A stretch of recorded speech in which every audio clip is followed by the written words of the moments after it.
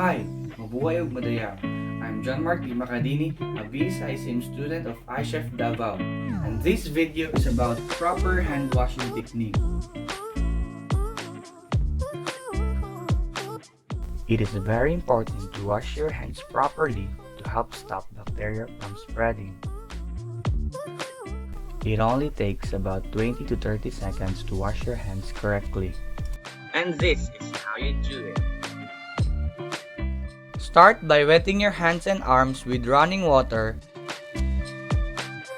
and apply enough soap to create a lather.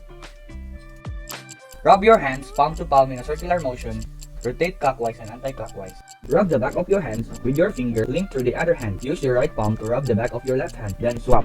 Link your fingers together, facing each other into clasped hands. Then rub your palms and fingers together. Cup your fingers together with your right hand over and your left hand under, then swap. Then close your right hand around your left thumb and rub as you rotate it, then swap. Rub your fingers over your left palm in a circular motion, then swap.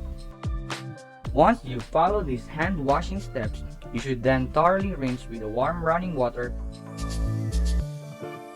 and dry with a clean disposable paper towel.